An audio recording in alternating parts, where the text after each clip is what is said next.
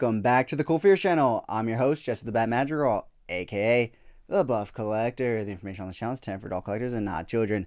And welcome to episode 59 of Coffee and Toys, guys. Man, oh man, does it feel phenomenal to be back behind this desk, surrounded by some fun, awesome toys, and speaking with you guys. Man, it's been about, 2 months since my last show, and man, oh man, was it a long 2 months.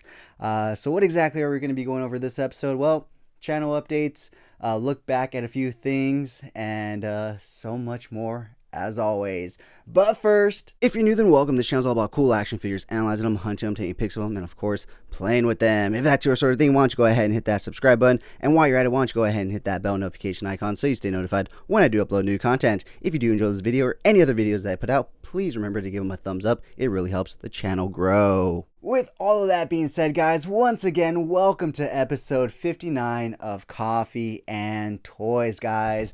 Man, have I missed you. Not that I've been completely away. You know, I was able to do my reviews and put up my toy photography, although I don't really know how I was able to maintain all that with my work schedule and what I was doing. But I definitely missed this show right here, guys. Getting to talk with you guys about the weekly news, the weekly toy reveals, my weekly hauls and everything. As you can see, the table is full, and this isn't even everything that I had acquired in the last 2 months. These are just some of my favorite things that I've acquired in the last few months. But I missed you guys, and I missed this show, and I'm happy to be back. I don't know for how long. I have the next 2 weeks off for sure, or at least the first 2 Fridays off, this Friday and next Friday. I have the one after that off as well. However, I will be back on the beautiful island of Maui for a job interview, so hopefully all goes well with that. And then when I return, we'll see what my schedule is like, because ironically enough, after I quit my job, I actually got a call for another job. So we'll see how that schedule is. I'm hoping that, if anything, I either get Fridays off or I go in later in the day on Friday, because of my previous job. Man, oh man, guys. Talk about a shitty job. But the one thing I will say about that last job, it may have been shitty, but it did give me the means and the funds to acquire a lot of these toys that you see here on the desk. Well, minus these guys, because these guys were a pre-order, so I had already paid them off. But a lot of these figures that you do see here on the desk were because I had that job, and it provided a steady, or more steady income to me than my personal training business. Along with my personal training business, I was able to continue having a few clients with it, even though I wasn't supposed to. But yeah, it was just bad, because like I said, I did maintain a few personal training clients. So I would get up at 5 a.m., or actually I would get up at 3 a.m., do cardio at 4, shower, get ready, have my first personal training client at 5, go to work from 9 a.m. to 1 p.m., have a 3-hour break essentially from 1 to 4.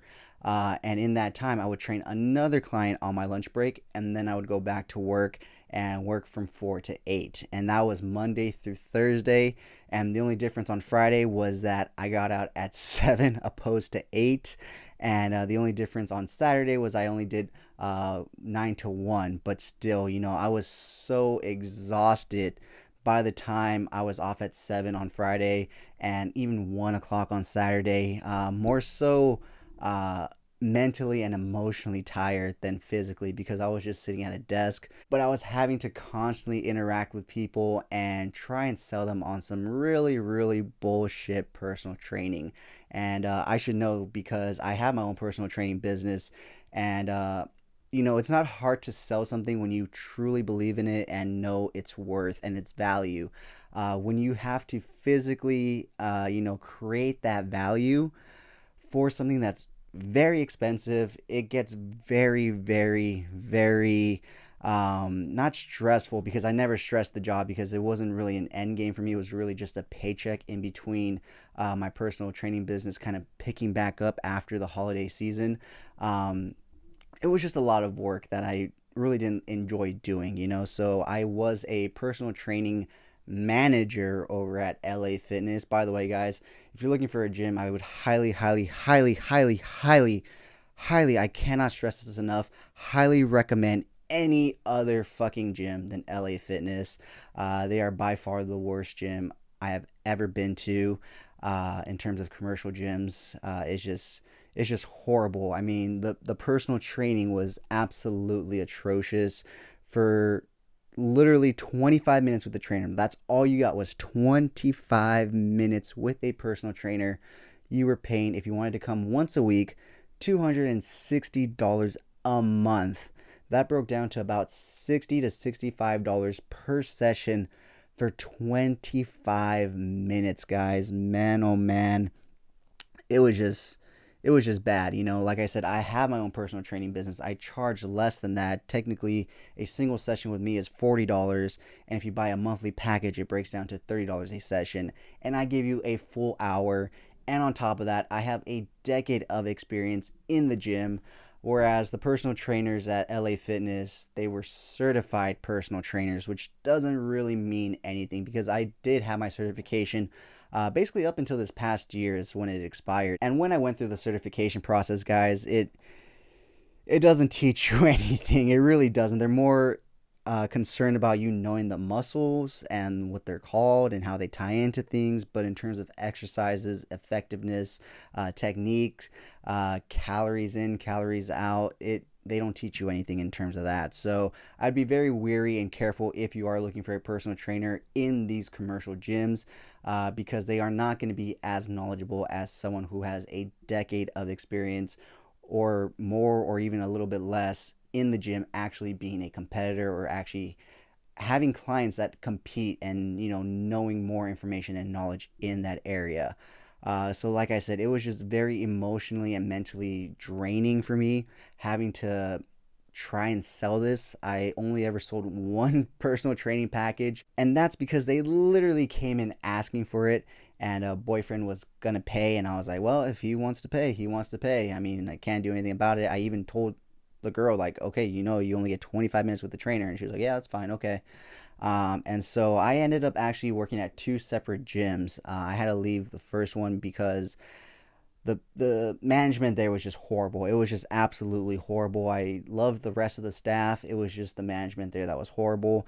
And so I ended up transferring to a second one, and it was a little better there in terms of management and everything, but they were actually doing really good in terms of selling personal training. So I was like, okay, well, I can go and chill and kind of coast and ride their coattails, make myself look good.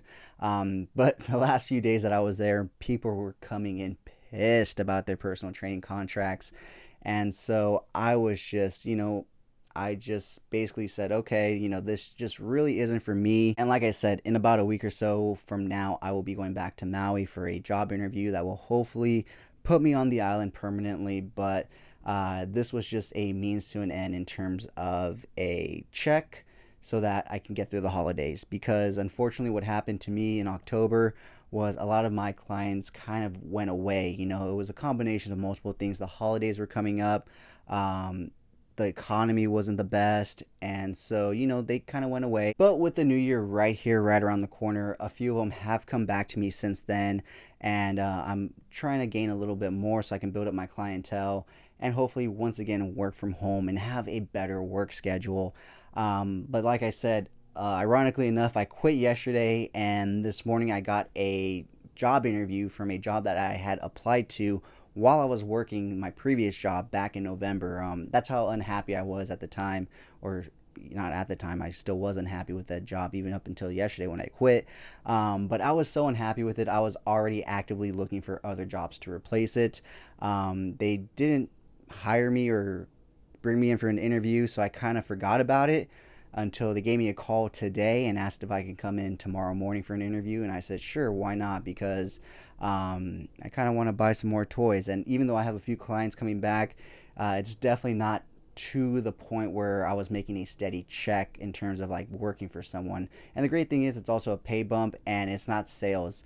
So I'm really looking forward to not having to work sales.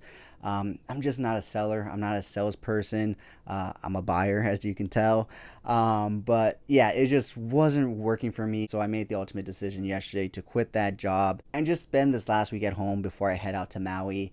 And so I figured since I have this Friday off and next Friday, why not do coffee and toys once again? Because, like I said, guys, I absolutely miss this.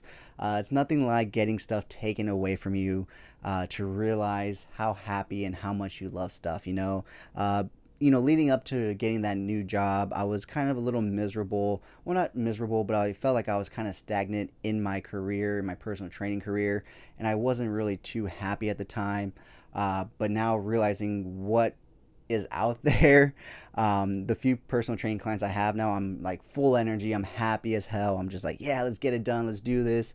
I was always like that with them. Don't get me wrong, but now I really do feel that positivity when I'm working with them because it's like, yeah, this is my own business. This is me.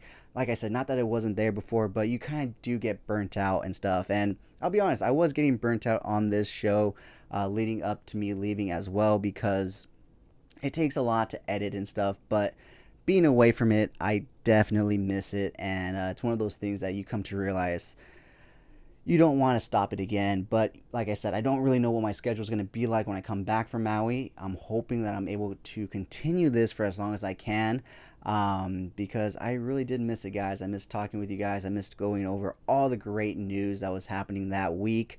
So this week, there's not actually any news to go over. It's that odd week between Christmas and New Year's.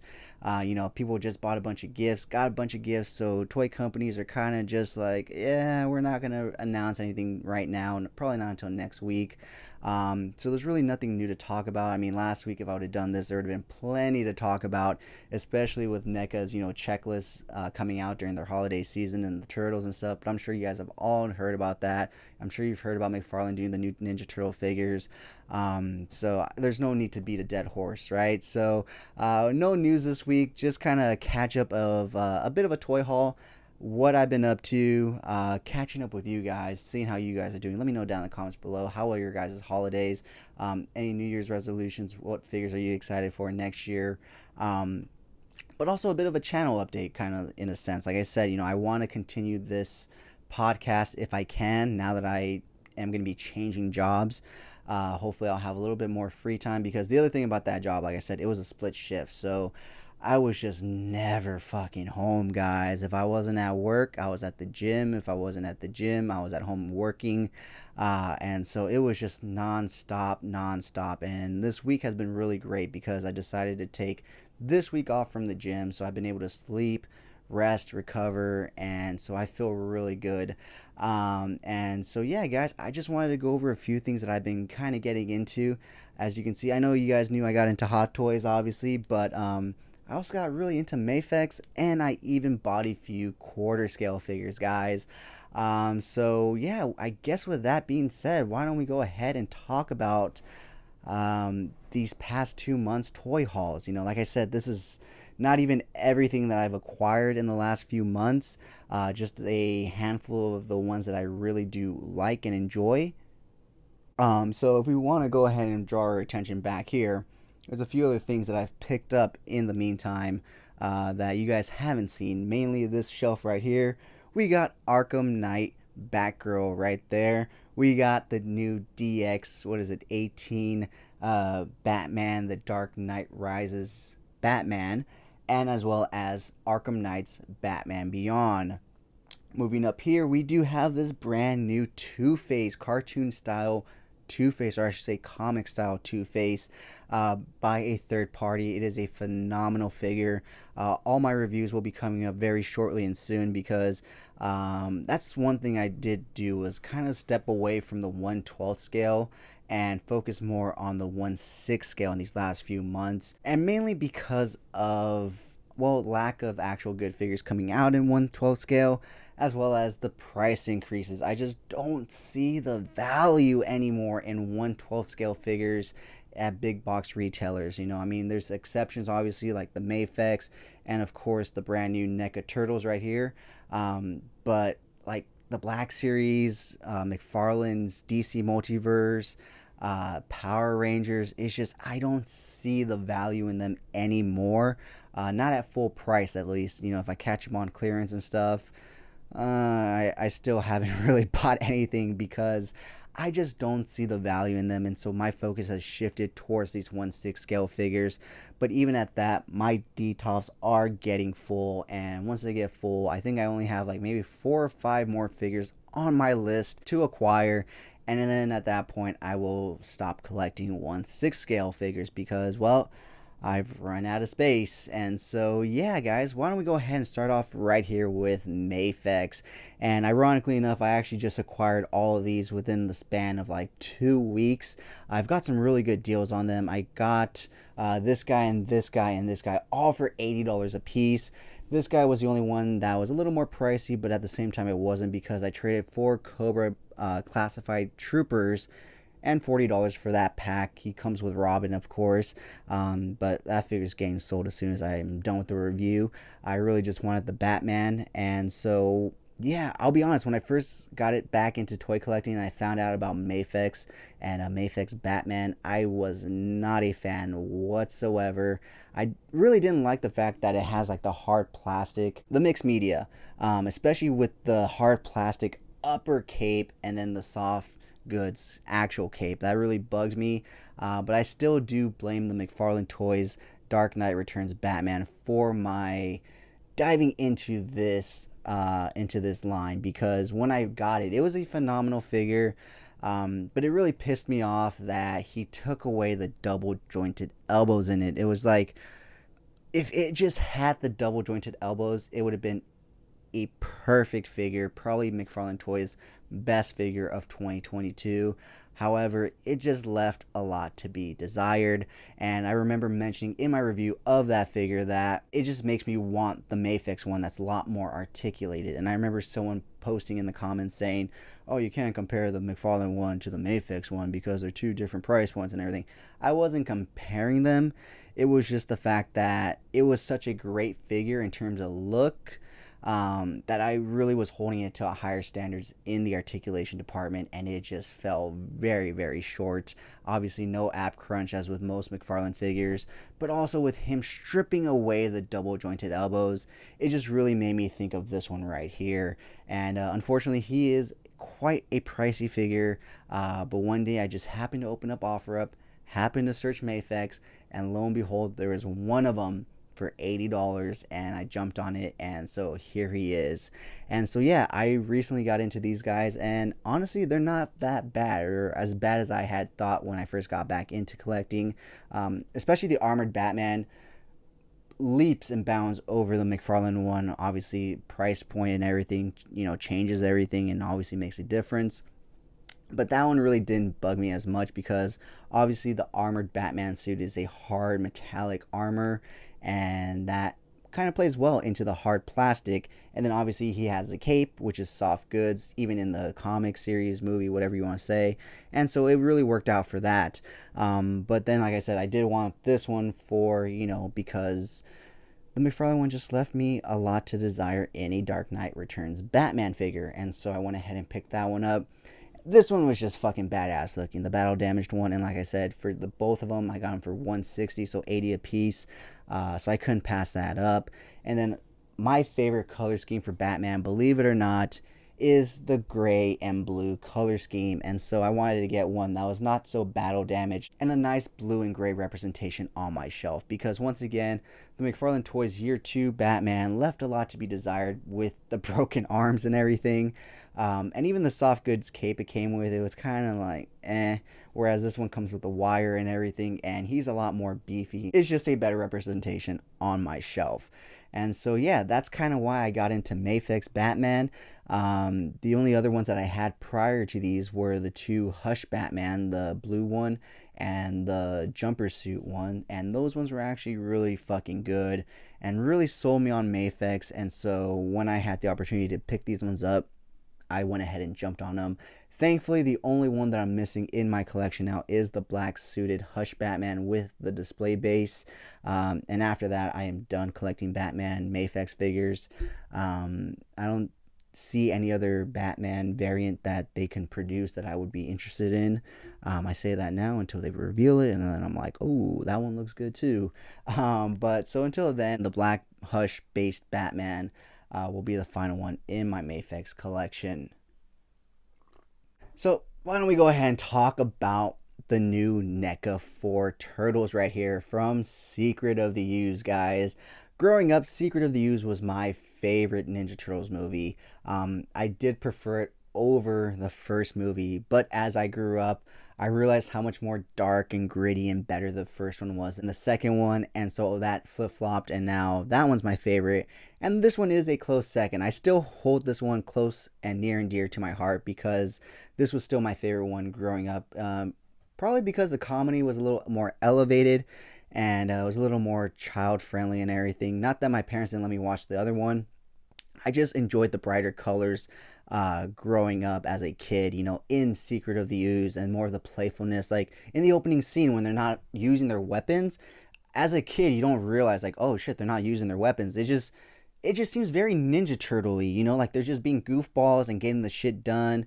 And I always enjoy that opening scene, especially Donatello when he's pretending to be the dummy and the guy pushes him and he's like pushing him and then he picks up the little thing and he's like, and he just starts fucking with him. That's one of my favorite parts of the movie, and it's like right at the beginning.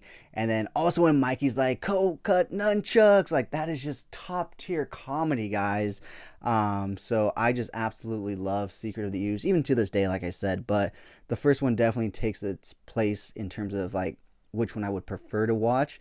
But I'd still sit down and watch Secret of the Ooze any day. And talking about those bright colors, it's going to translate to another thing in this area, but we'll get to that in a minute. But yeah, these figures are really phenomenal. A lot of people were assuming they were going to be the same sculpt and body as the first one, just different paint apps and different heads. However, these are actually pretty much new and unique body sculpts. There's a few pieces of reuse, but for the most part, a lot of it is unique to these figures. I went ahead and also picked up the accessory set. There was no space for it here, so I didn't bring it on. There was no space for it here on the table, so I didn't bring it over. It is sitting on my bed right next to us. Yeah, that review will be coming out very soon. Oh, by the way, I will be releasing two top 10 videos, or top 10 figure videos coming into the new year. The first one being 1/12 scale, and the second one being 1/6 scale. So before we get into the 1/6 scale, I will talk about the quarter scales, guys, because there was just something about it that made me want to buy them. I think it was the fact that I saw Michelangelo for like $80 on OfferUp, opposed to like 120 plus everywhere else. And I was like, hey, well, if I can get them for a decent price, why the fuck not? And I think I didn't pay over 140 or 150 for any of them. The foot soldier that I got was actually used and kind of opened in a sense, but not. He was still, yeah, he was used. He was just put back in the packaging, but in phenomenal condition.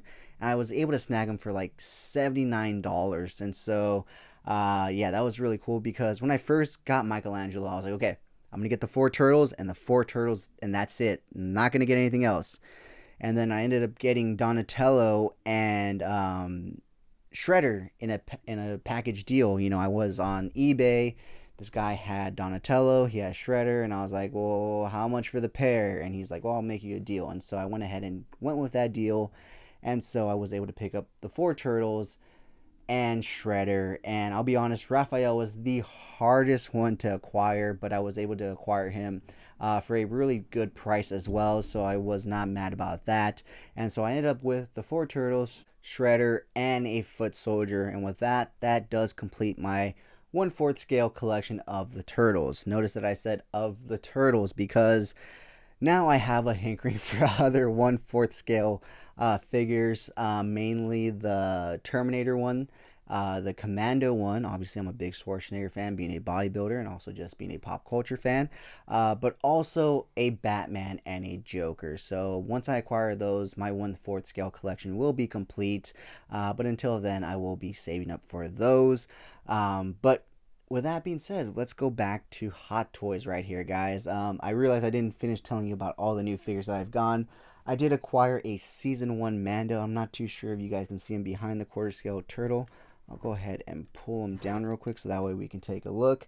He's right there with a Sideshow Luke Skywalker. And actually below them, I did pick up some troopers from the Mandalorian, mainly the squad commander as well as the artillery trooper. But as you can see, that shelf is quite busy, and so I went ahead and moved him down to the shelf below him. And I might have to move Season 1 Mando down there as well because I will be acquiring at least one more Hot Toy figure to fit into the Mando shelf right there.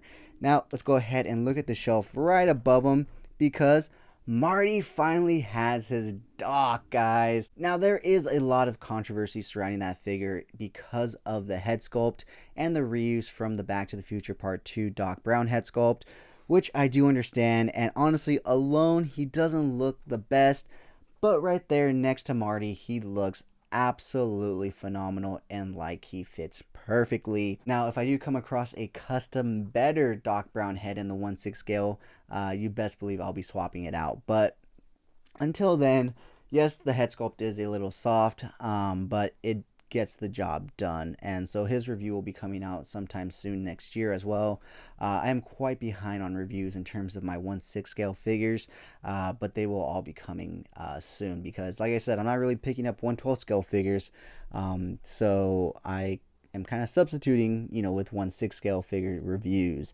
But moving on, I did also pick up a Captain Rex during the Sideshow buy one get one half off. That's when I also picked up this Batman right here.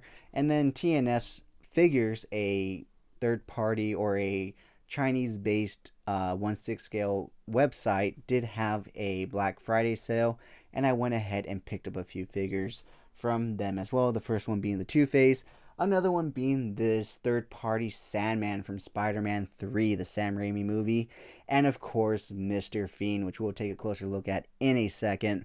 But yeah, all these other ones are brand new as well, but I just wanted to point out the ones that are in my display case that you guys can't really see too well. But yeah, with that being said, let's go ahead and talk about these guys right here on the table. Starting out with this one right here, since he's closer. I had no idea this guy even existed.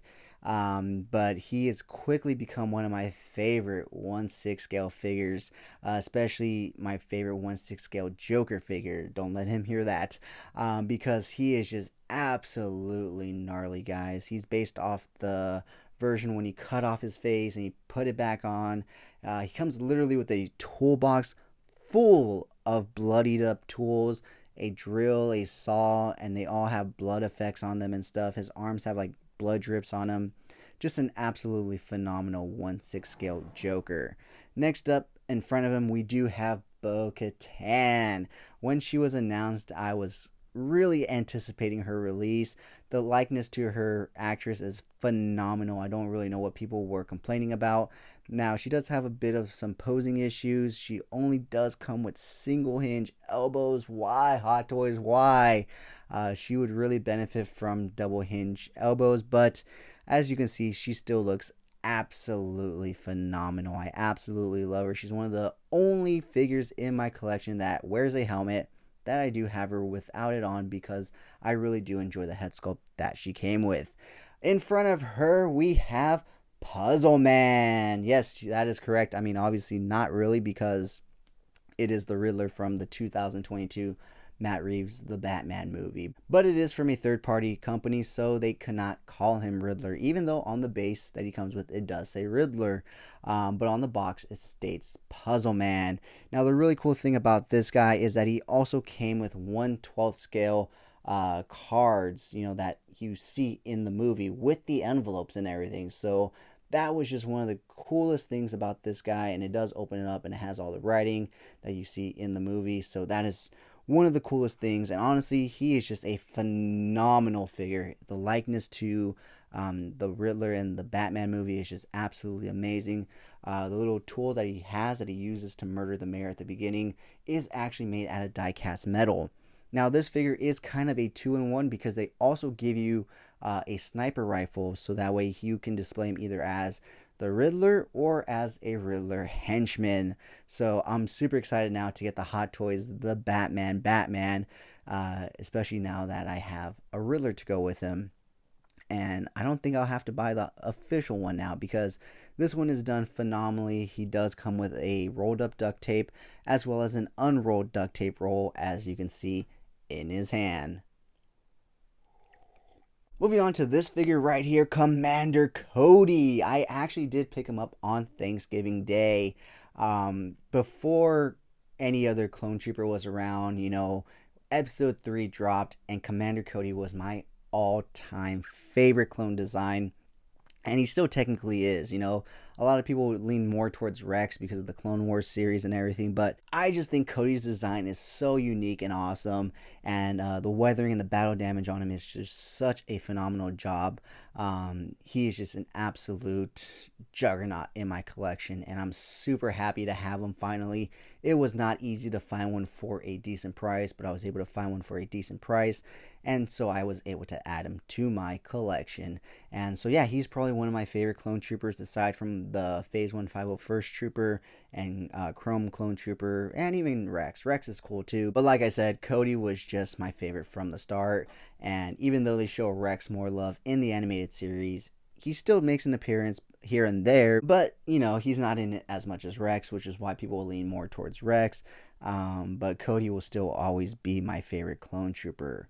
Moving on to a figure that really surprised me because when I got into collecting 1/6 scale figures, because never did I imagine that one of them would literally just be a guy in a suit. But here we have what is it? I think it's not Toys Era. It's I forgot what third-party company made this, but this is the same company that made the Fiend figure, which you see behind me, that you see on my Sam Raimi shelf. But this is Norman Osborn. The likeness to Willem Dafoe was just too good for me to pass up, and honestly, he's front and center next to Spidey because this guy just looks absolutely phenomenal. But like I said, I just never thought I would spend the money on a 1/6 scale guy in a suit. But this guy is well worth the price. He is just absolutely phenomenal. Willem Dafoe is one of my favorite actors of all time, so to have a 1/6 scale Willem Dafoe on my shelf, how could I say no? And the suit tailoring is just absolutely phenomenal on him. And so yeah, I went ahead and picked him up during the TNS sale that they had. So I was able to get, I think, 15 or 20% off my entire order, which was still pricey because you're buying 3 1/6 scale figures. But what helped was that I bought 3 third-party 1/6 scale figures. So I essentially paid for the price of one official 1/6 scale figure for 3 separate ones. But now moving on to probably my favorite pickup from this year in terms of 1/6 scale collecting, even though I just started this year. And honestly, I love every single one of them here. I love every single one of them in my display. I don't just buy these just to buy them and add them to my collection. At these price points, I pick and choose the ones which I really, really do enjoy. But this one, oh man, this one was just... It's my heart, guys. It's not even close to my heart. It's my heart, and that is the Batman Forever Val Kilmer Batman right here, guys. This is my Batman. I don't give a fuck what you say. Michael Keaton is not the best Batman. Christian Bale is not the best Batman. Robert Pattinson, he can get there. He can get there. Don't get me wrong. He's not the best yet. His movie is the best, but he himself is not the best Batman yet because he doesn't portray both Bruce Wayne and Batman perfectly. But Val Kilmer was the best Batman in my opinion, both as Bruce Wayne and Batman. Going back to what I said about the Secret of the Ooze movie with the colors and the brightness and everything, growing up, I absolutely loved Batman Forever for that. The bright green in the Riddler, the multicolored Two-Face, just all the neon in the movie. It was literally like watching a comic book come to life. And I feel like a lot of people forget that these are comic book movies. I always say that Christopher Nolan really ruined cinema for everybody and everything when he created the Dark Knight trilogy, because he just created such a perfect, grounded Batman, and everybody just instantly was like, "Whoa, everything's got to be grounded, everything's got to be dark and gritty." But we tend to forget that Batman could still be a little brighter and still be dark and gritty, because he still got down, he still put in the work, and despite the setting being bright and everything, Val Kilmer, in my mind, was the best Batman. And you can fight me till the end, and I will still stand on that hill saying Val Kilmer was the best Batman, in my opinion. Like I said, growing up, his movie was the one that I would watch over and over and over and over and over again. Even once The Dark Knight came out, it was always The Dark Knight and Batman Forever tied in. Now, I do have The Dark Knight in my top 5 favorite movies of all time, mainly because of the Heath Ledger portrayal of the Joker, and the dialogue in that movie is just so quotable and everything. But this guy was my Batman growing up, not Michael Keaton, guys. Definitely not George Clooney, but Val Kilmer was definitely my choice in Batman. I always thought Val Kilmer could kick Michael Keaton's ass, and I still stand by that in this point in my life. I really don't see the big appeal to Michael Keaton's Batman. Yes, he gave us, the first dark and gritty portrayal of it. Yes, he did a great job, but I'm not so much of a fanboy of him that I can say like, oh yeah, he's the definitive Batman, kind of like Warner Brothers is trying to do, bringing him back and everything. I would much rather them bring back Val Kilmer, obviously, due to health reasons and everything. Much like Michael J. Fox, unfortunately, they can't do that. He cannot once again step back into the boots and the cowl of Batman. But this is my favorite pickup from this year in terms of 1/6 scale figures. The suit is just absolutely... It's like I just plucked him from the movie screen and placed him on my shelf. And so, yeah, this was my favorite pickup. And honestly, this guy was giving him a run for his money before I opened him up, because I opened him up first and then I opened up Batman right here. But yeah, this guy, like, you can probably tell, I can't stop talking about him. I can't say enough good things about this Batman. Yes, the suit is rubber. Yes, it bunches and stuff. But guess what? That is as accurate as you're going to get to the movie, because even in the movie, it was made out of rubber. It was made out of latex. It bunched up. It wasn't the easiest to work with. He was not able to turn his head, much like the figure itself. But it was still a phenomenal bat suit nonetheless. Now, this is the Sonar suit. It's not the one he wears throughout the entire movie. While I would much have rather preferred that one, for obvious reasons, they went with the Sonar suit because it has sans nipples on it. But, I'd still pick up a regular suited Val Kilmer Batman Forever Batman. But yeah, guys, that's pretty much it. Like I said, I will be coming out with 2 separate top 10 lists, a 1/6 scale and a 1/12 scale list for this past year. And yeah, guys, that is pretty much it. I just wanted to give you guys a quick look at what I've been collecting, what my life's been like, a little idea, insight into the future of the channel. The reviews will continue as they have been. Hopefully I can get around to do some more toy photography for those midweek videos. Also my top 10 videos for both 1/12 and 1/6 scale. And hopefully at this point continue coffee and toys, guys. Unfortunately, I don't think I will be able to continue coffee and toys live. Depending on my work schedule, if it aligns with my rest day in the gym, then I might be able to. But at this point, it's seeming like at least I can get Coffee and Toys, the podcast, in for the next 2 weeks or so, and hopefully for the foreseeable future, guys. But it has been great catching up with you guys face to face. Like I said, I have not stopped my reviews, but that is way different than this. Here I'm able to sit and talk with you guys. With reviews, you have to get straight to the point of the figure where people are going to click off.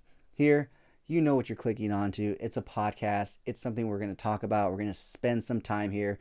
You can pour yourself a cup of coffee, sit back, relax, turn this on, and just listen. And so, before I go, I do want to say thank you, thank you, thank you, thank you, thank you. Thank you so much to each and every single one of you that have supported the channel in this past year. This past year, we've had a lot of milestones, guys, a lot. We started this podcast. We did the live show. we surpassed 1,000 followers, guys. I think that's one of the best achievements aside from doing this podcast every week.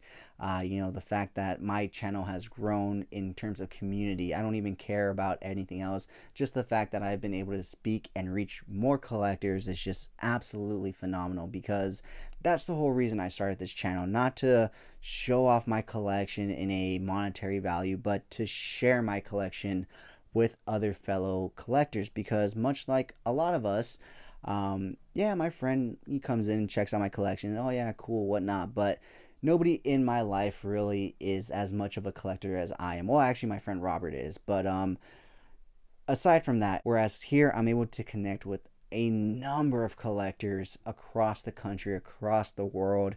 And to me, that is the whole point of my channel, is to connect with you guys, hear your guys' opinions, talk with you guys about future figures, current figures, just figures all around, guys. So thank you so much from the bottom of my heart for an amazing 2022. 2023 is looking to be another busy year for myself. And like I said, I am going for a job interview that may change the course of my life pretty significantly in the next week or two.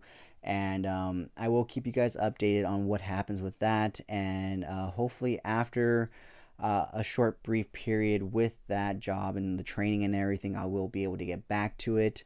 But there may be a time when the Cool Figures channel kind of goes dormant for a while, because what I'll have to be doing, I probably won't even have my collection with me. I probably won't have a lot of the things that I have here to make videos once I go and do that job and everything. But once I have it secured and everything, you guys will be the first to know it. Obviously, I just don't want to jinx anything. I don't want to say anything that isn't going to happen. But you have me for this week and the next week for sure, and hopefully the following week after I get back, I will be able to do another episode. It's been really bugging me that I ended this show on episode 58. I'm a very round numbers kind of person, and so I know I said I was going to try to do a special Thanksgiving episode and a special Christmas episode, but like I said, that job that I was working was just so draining. I didn't even celebrate Thanksgiving in a sense. I literally got home and essentially just went to sleep. I ended up sleeping from like 2 o'clock in the afternoon to like 8 p.m. in the evening. And then I went to work the next day. So it has just been a roller coaster of things. Starting off with like week 2 that I had started my job, we lost the most known and greatest Batman ever. I mean, in terms of like voice acting and everything. Unfortunately, we lost the great Kevin Conroy, and that hit me hard. I'm not gonna lie. I was thoroughly saddened by it at work that day. I literally was going into work and I checked my Instagram right before I walked in, and I got the news. And so I'd like to say, let's do a moment of silence for the great Kevin Conroy.